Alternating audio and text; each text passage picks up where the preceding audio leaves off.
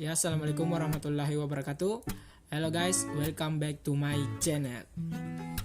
Kembali lagi bersama saya Muhammad Rizky Ariandi dari mahasiswa Universitas Negeri Makassar, Fakultas Ilmu Keolahragaan, jurusan Pendidikan Jasmani Kesehatan dan Rekreasi. Dengan nomor induk mahasiswa 19310400022 angkatan 2019. Ya, pada video kali ini saya akan menjelaskan ringkasan materi yang saya pelajari pada mata kuliah saya, yakni pada mata kuliah perkembangan peserta didik. Ya, dan video ini juga saya buat sebagai pengembangan dari tugas mata kuliah saya itu sendiri. Ya, langsung saja kita masuk pada pembahasan yang pertama, yakni kecerdasan multiple intelligence. Pertama-tama, marilah kita mengetahui apa itu kecerdasan. Menurut Buzan 1991 menyatakan bahwa seseorang yang memiliki nilai IQ tinggi belum bisa tentu dapat mandiri dalam berpikir, mandiri dalam bertindak, mampu menilai rasa humor yang baik, menghargai keindahan, menggunakan akal, relativistik, mampu menikmati sesuatu yang baru, orismi, dapat dipahami secara komprehensif, fasih, fleksibel, cerdik. Artinya nilai IQ bukanlah tolak ukur utama kecerdasan manusia. Kecerdasan bukan hanya dengan memiliki nilai IQ yang tinggi, namun kecerdasan lebih pada bagaimana seseorang dapat memecahkan masalah yang dihadapinya dengan tepat dan benar. Dakir 1993 beranggapan bahwa seseorang dikatakan cerdas kala orang yang bersangkutan dapat menjalankan fungsi pikir, sehingga dapat menyelesaikan masalah dengan cepat dan tepat. Artinya, seseorang yang dapat menyelesaikan masalah dengan cepat tetapi salah belumlah dapat dikatakan cerdas, begitu pula sebaliknya. Ya, menurut Gerder, kecerdasan dalam multiple intelligence ini meliputi yang pertama, kecerdasan verbal linguistik atau cerdas kata. Yang kedua, kecerdasan logis matematis atau cerdas angka. Yang ketiga, kecerdasan visual spasial atau cerdas gambar warna. Yang keempat, kecerdasan musikal, cerdas musik atau lagu. Yang kelima, kecerdasan kinestik atau cerdas gerak. Yang keenam, kecerdasan interpersonal atau cerdas sosial. Yang ketujuh, kecerdasan intrapersonal atau cerdas diri. Yang kedelapan, kecerdasan naturalis atau cerdas alam. Yang kesembilan, kecerdasan eksistensial atau cerdas hakikat. Ya, kita memasuki materi yang kedua, yaitu emotional intelligence atau kecerdasan emosional. Ya, menurut Goldman 1999, asal kata emosi adalah mover, kata kerja bahasa Latin yang berarti menggerakkan, bergerak, ditambah awalan e untuk memberi arti bergerak menjauh, menyeratkan bahwa kecenderungan bertindak merupakan hal mutlak dalam emosi. Emosi memancing tindakan dan akar dorongan untuk bertindak dalam menyelesaikan suatu masalah dengan seketika. Menurut Goldman, kecerdasan emosi merujuk pada kemampuan untuk memotivasi diri sendiri dan bertahan menghadapi frustasi, mengendalikan dorongan hati, dan tidak melebih-lebihkan kesenangan, mengaturkan suasana hati dan menjaga agar beban stres tidak melumpuhkan kemampuan berpikir dan berempati. Kecerdasan emosional merupakan kemampuan untuk secara sah alasan dengan emosi dan menggunakan emosi untuk meningkatkan pemikiran. Emotional intelligence sebagai kapasitas untuk alasan tentang emosi dan emosi untuk meningkatkan pemikiran. Ini termasuk kemampuan untuk secara akurat memahami emosi, untuk mengakses dan menghasilkan emosi sehingga dapat membantu pikiran, memahami emosi dan pengetahuan emosional, dan reflektif mengatur emosi sehingga untuk mempromosikan pertumbuhan emosional dan intelektual.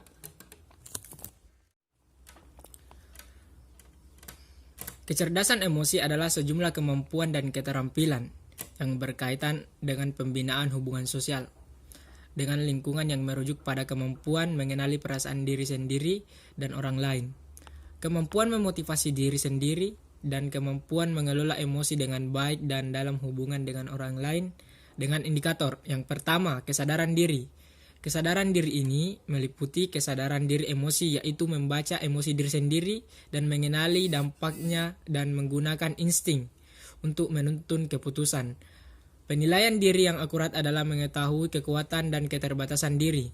Dan kepercayaan diri meliputi kepekaan yang sehat mengenai harga diri dan kemampuan diri. Yang kedua, pengelolaan diri. Pengelolaan diri ini meliputi kendali diri emosi, yaitu mengendalikan emosi dan dorongan yang meledak-ledak. Transparansi adalah menunjukkan kejujuran dan integritas, serta kelayakan untuk dipercaya.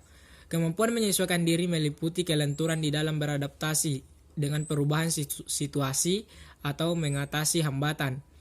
Pencapaian yaitu dorongan untuk memperbaiki kinerja untuk memenuhi standar-standar prestasi yang ditentukan oleh diri sendiri. Inisiatif merupakan kesiapan untuk bertindak dan menggunakan kesempatan dan optimisme, yaitu melihat sisi positif suatu peristiwa. Yang ketiga, kesadaran sosial. Kesadaran sosial ini meliputi empati, merasakan emosi orang lain, memahami sudut pandang mereka, dan berminat aktif pada kekhawatiran mereka. Kesadaran organisasional adalah membaca apa yang terjadi, keputusan jaringan kerja, dan politik di tingkat organisasi. Pelayanan yaitu mengenali dan memenuhi kebutuhan pengikut, klien, atau pelanggan. Yang keempat, pengelolaan relasi.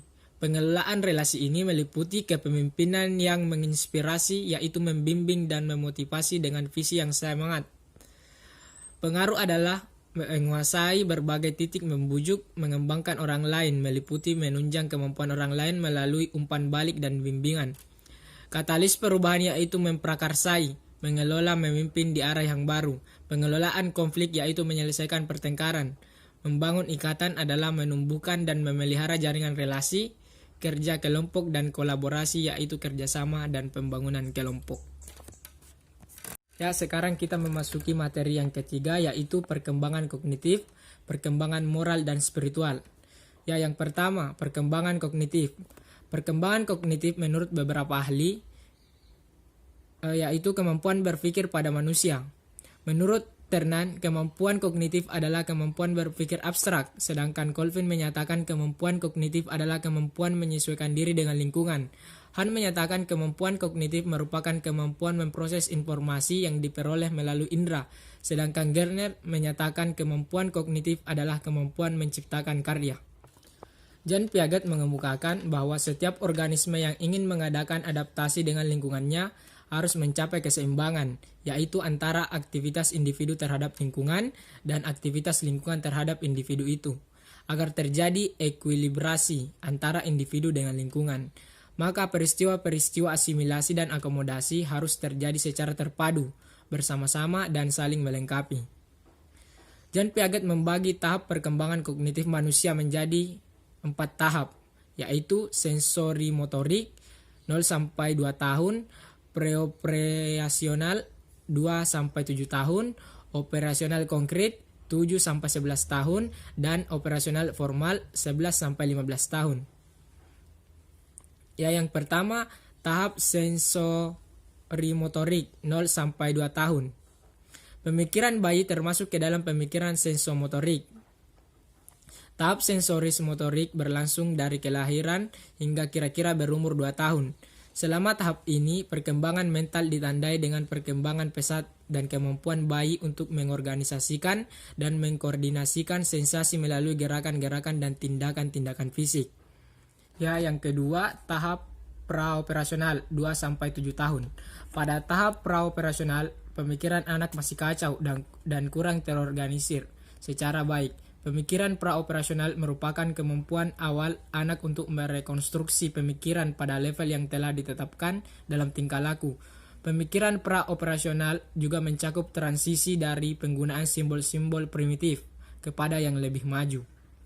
Ya, tahap ketiga yaitu tahap operasional konkret 7-11 tahun. Anak-anak pada tahap operasional konkret sudah mengembangkan pikiran logis dan mulai mampu memahami operasi sejumlah konsep. Mereka memahami alam sekitarnya tanpa terlalu mengandalkan informasi yang bersumber dari panca indera. Mereka mulai mampu membedakan apa yang tampak oleh mata dengan kenyataan sesungguhnya, juga antara yang bersifat sementara dan juga yang bersifat menetap. Ya, tahap keempat yaitu tahap operasional formal 11-15 tahun ditinjau dari perspektif teori kognitif Piaget, maka pemikiran masa remaja telah mencapai tahap pemikiran operasional formal. yakni suatu tahap perkembangan kognitif yang dimulai kira-kira 11 atau 12 tahun dan terus-menerus berlanjut sampai mencapai remaja dan pada masa tenang atau dewasa. Pada tahap ini anak-anak mulai berpikir abstrak dan hipotesis. Pada masa ini, anak sudah mampu memikirkan sesuatu yang akan atau mungkin terjadi, sesuatu yang abstrak. Ya, adapun perkembangan moral dan spiritual. Perkembangan moral adalah perkembangan yang berkaitan dengan kemampuan seseorang untuk mengetahui baik dan buruk suatu perbuatan, kesadaran untuk melakukan perbuatan baik, kebiasaan melakukan baik, dan rasa cinta terhadap perbuatan baik. Moral berkembang sesuai dengan usia anak. Moral berasal dari bahasa Latin mores, sendiri berasal dari kata mos yang berarti kesusilaan, tabiat atau kelakuan. Sedangkan perkembangan spiritual adalah perkembangan yang lebih spesifik membahas tentang kebutuhan manusia terhadap agama. Agama adalah sebagai sistem organisasi, kepercayaan, dan peribadatan di mana seseorang bisa mengungkapkan dengan jelas secara lahiriah mengenai spiritualisasinya. Perkembangan spiritual diartikan sebagai tahap di mana seseorang yang dalam hal ini adalah peserta didik untuk membentuk kepercayaannya, baik berupa kepercayaan yang berhubungan dengan religi maupun adat. Ya, sekarang kita memasuki materi yang keempat, yaitu perkembangan psikososial. Perkembangan psikososial adalah perkembangan yang berkaitan dengan emosi, motivasi, dan perkembangan pribadi manusia, serta perubahan dalam bagaimana individu berhubungan dengan orang lain. Jadi, perkembangan psikososial ini adalah kepribadian yang saling berkaitan dengan hubungan sosial. Adapun faktor-faktor yang mempengaruhi perkembangan psikososial ini, yaitu yang pertama keluarga.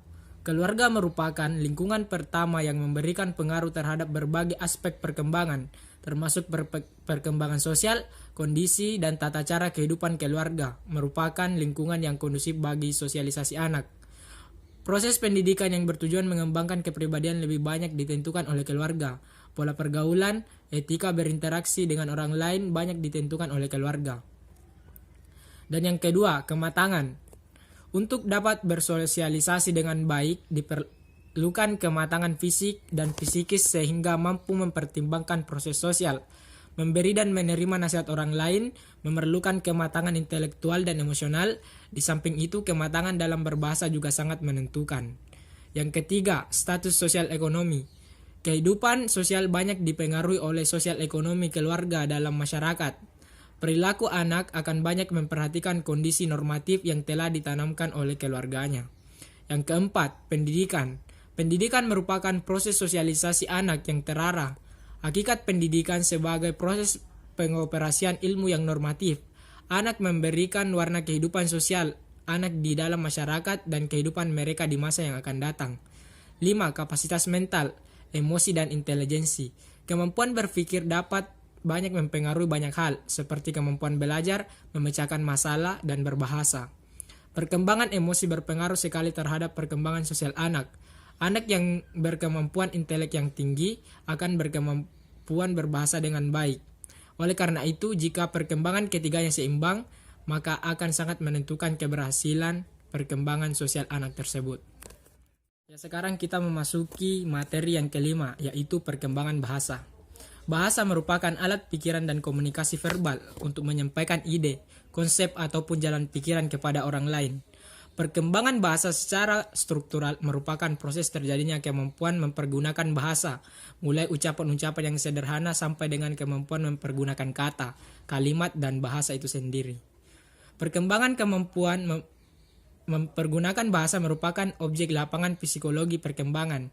Hal ini disebabkan bahwa secara sistematis dapat dilakukan pengamatan adanya perubahan pada setiap tahap perkembangan secara bertingkat dan struktural.